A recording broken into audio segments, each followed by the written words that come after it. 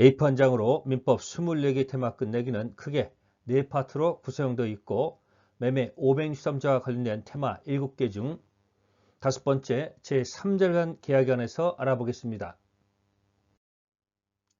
A4 한 장에서는 이 부분이고 확대해 보면 다음과 같습니다.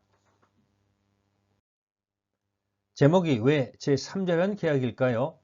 계약의 당사자인 갑과 을이 매매 계약을 체결하면서 매매대금 1억은 을이 직접 갑의 채권자인 병에게 지급하기로 약정한 경우입니다.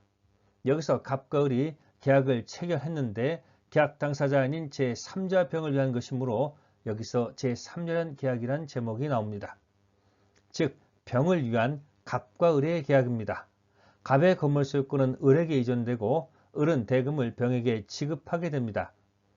갑은 대금 지급을 병에게 지급해 줄 것을 요청한 자이므로 요청, 요약자라 하고 을은 대금을 병에게 지급하기로 승낙한 자이므로 승낙할 때 낙약자라 하고 제3자는 권리를 취득하는 수익자라 합니다. 제3자는 계약에서 가장 핵심 포인트는 제3자인 수익자에 대한 효력을 파악하는 것입니다. 제3자는 계약의 당사자가 아니라는 점, 그리고 민법상 제3자 보호 규정에서 보호받는 제3자가 아니라는 점입니다. 계약의 당사자가 아니기 때문에 갑과 을 간 계약의 효력에 문제가 있다 하더라도 해제권 없고 취소권도 없기 때문에 수익자 병은 취소 또는 해제할 수 없습니다. 수익자는 원상회복 청구권을 행사할 수도 없고 원상회복 청구권의 상대방이 될 수도 없습니다. 갑이 을에게 채무불이행을 이유로 계약을 해제한 경우 수익자 병은 낙약자 을에게 원상회복 청구할 수 없습니다. 반대로 을이 갑에게 해제하더라도 을은 수익자 병에게 원상회복을 청구할 수 없습니다. 다만 수익자 병은 낙약자 을에게 손해배상 청구할 수 있음을 주의해야 됩니다. 시험에 자주 출제됩니다. 수익자만큼은 손해배상은 청구할 수 있다는 점. 한편 갑과 을의 계약이 통정허위표시인 경우에 수익자 병은 새로운 이해관계를 맺은 것이 아니기 때문에 병은 보호받는 선의3조에 해당하지 않습니다. 수익자는 계약의 당사자가 아니기 때문에 지문의 구조상 맨 끝의 지문은 보통 없다입니다. 그런데 수익자에게 딱 하나 있다가 있습니다.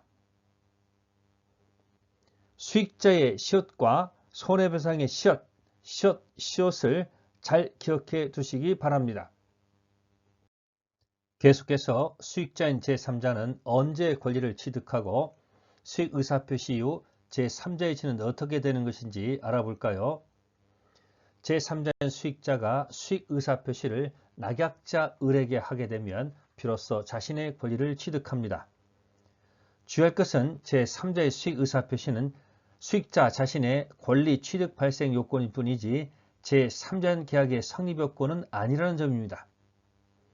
수익 의사표시하기 이전 이미 갑과 을의 제3자 계약은 성립했기 때문이죠.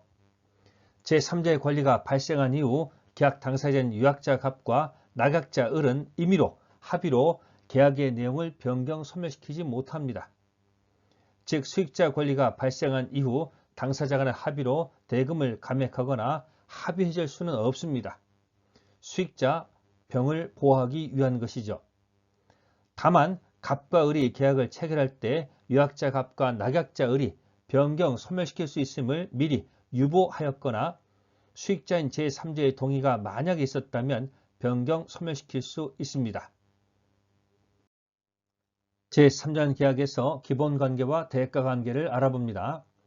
유약자 갑과 낙약자 을 사이의 관계를 기본관계 또는 보상관계라 합니다. 낙약자 을이 수익자 병에게 대금을 지급함으로써 인한 손실을 유약자 갑으로부터 수익권 이전을 통해서 보상받는다는 뜻입니다. 한편 유약자 갑과 수익자 병 사이의 관계를 대가관계라 합니다. 유약자 갑이 아무런 대가 없이 낙약자 을로 하여금 매매 대금을 수익자 병에게 지급하도록 하는 약정을 할 이유가 없기 때문입니다. 정리하면 유약자 갑과 낙약자 을의 기본관계 또는 보상관계는 제3자 계약의 내용이 되기 때문에 보상관계에 문제가 있다면 당연히 계약의 효력을 영향을 미치기 때문에 낙약자 을은 보상관계, 즉 갑과의 관계에서 발생한 항변, 예를 들면 무효 취소 또는 항변권을 가지고 수익자 병에게 항변할 수 있습니다. 낙약자 을은 보상관계에서 존재하기 때문입니다.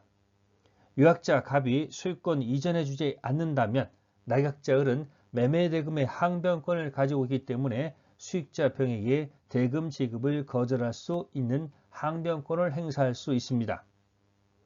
유약자 갑과 수익자 을의 관계, 즉 제3자 수익의 원인 관계인 대가 관계는 제3자는 계약의 내용이 되지 않으므로 대가 관계 문제는 계약의 효력에 영향을 미치지 않습니다. 따라서 낙약자 을은 대가 관계, 즉 갑과 병과의 관계에서 발생한 항변권을 가지고 수익자 병에게 항변할 수 없습니다. 낙약자 을은 대가 관계에서 존재하지 않기 때문입니다.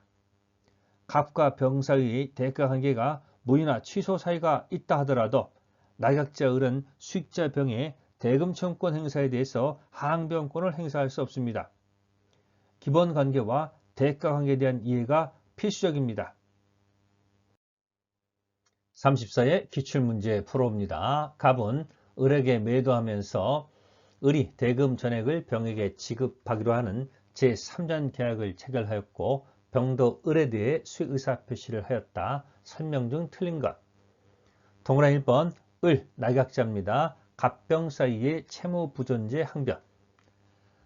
을은 갑병 사이의 대가관계의 당사자가 아니기 때문에 수익자 병한테 항변할 수가 없다. 옳은 지문.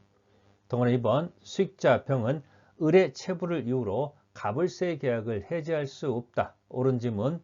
수익자는 계약 당사자가 아니기 때문에 해제권 없습니다. 다음 세 번째, 을이 갑의 채무령을 이유로 계약을 해제했을 때 을은 이미 이행한 급부 반환 병에게 수익자한테 청구할 수 있다, 청구할 수 없기 때문에 3번 지문이 틀렸습니다. 수익자는 계약 당사자가 아니기 때문에 원상회복 청구권 행사할 수 없고 반대로 원상회복 청구권 상대방도 될 수 없음을 기억하시기 바라고요. 동원의 네 번째, 갑이 을의 채무령으로 계약을 해지하면 수익자 병은 낙약자 을에게 체불로 인한 손해배상을 청구할 수 있다. 옳은 지문입니다. 수익자 손해배상만큼은 청구할 수 있습니다. 수익자의 시옷과 손해배상의 시옷을 반드시 기억하시기 바랍니다. 동그라미 5번 갑은 병의 동의 없이도 을의 채무령으로 당연히 계약을 해지할 수 있습니다. 갑은 수익자 동의 없이 당연히 계약 당사자로서 계약을 해지할 수 있습니다.